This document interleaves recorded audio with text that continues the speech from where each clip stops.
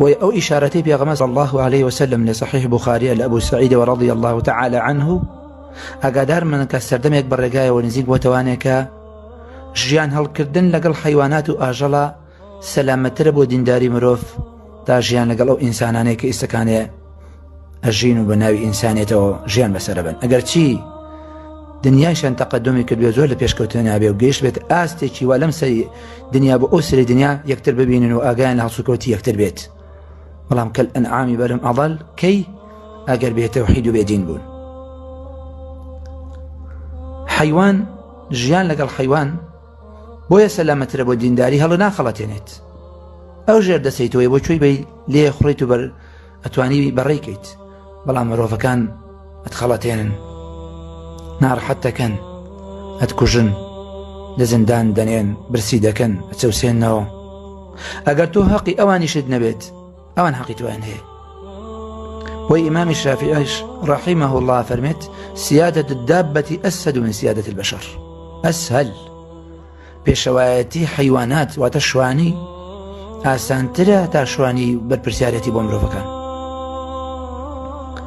ئەمە دەرزێکی زۆر گەورەی تایە کە ئێمە لە ئێستا بەدواوە بە پێی پێویست جارێکی ترشەڵم تێکەڵ بە خەڵبینەوانێ بەردەوامە بێ ئێمە ڕزگاربوونیشمان نییە بەوە نەبێ کە شەرع بۆی داناوین اتبعوه لعلكم تفلحون لعلكم تهتدون. ئاسوودەی سەرفرازی ئێمە بە شوێنکەوتنی ئەم دینەوەیە. هیدایەتی ڕاستەقینەش کە لە ئەڵڵا هاتبێ و قبوڵی کرد بێتەوە هیدایەتە ئەوەیە کە ئێمە شوێن ئەوە کەوین کە پێغەمبەر صلی الله عليه وسلم سەحابەکانی لەسەر پەروەردە کرد و ئەو جیلە سەردەمەزێڕینە و جیلە پاکانەی لەسەر پەروەردە کرد و ڕۆشتن. ئەویش کە هەر هەمووی کۆ ئەبێتەوانێت لە عەمەلکردن بە عیلم بەو عیلمەی کە پەیایەکەیت. و یەکێ لە سەلەف رحمه الله ئەفەرمێ اليوم ليس اليوم علم كثير طلب علم كثير. ئەمڕۆ ڕۆژ ئەوە نییە بە دوای زانستی زۆرا بگەڕێیت. اليوم بل اليوم يوم عمل بالقليل. وما ئەوەش ناگەینە کە ئینسان بە دوای عیلم نەگەڕێت، بەڵام ئەمڕۆ ئەوەی کە پێتە هەوڵدەی کاری پێ بکەی بۆ ئەوەی ڕزگارت کە، چونکە عملی شەو ئەبێ بە خەبات بۆ ڕزگاری بۆ ڕۆژ، عملی ڕۆژیش ئەبێ بە قەڵغانێک بۆ شەو کە بتوانی بەردەوام بێ لەسەر تاعەت.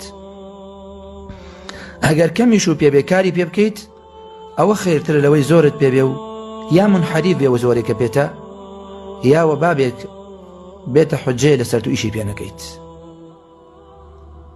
بۆیە ئیشکردن، کارکردن، بەردەوام ئیستیغفار و تون و تۆڕکردنی بینی خۆت و ئەڵڵا سوبحانەه وتەعالە سەبەبێکە بۆ ڕزگاری، تاکە ڕێگە بۆ ڕزگاربوون لە تۆ، ڕزگاربوونی تۆ لە هەموو ناڕەحەتەکانی کە هەیەتە ڕێگەت چی دنیا بێت دینی بێت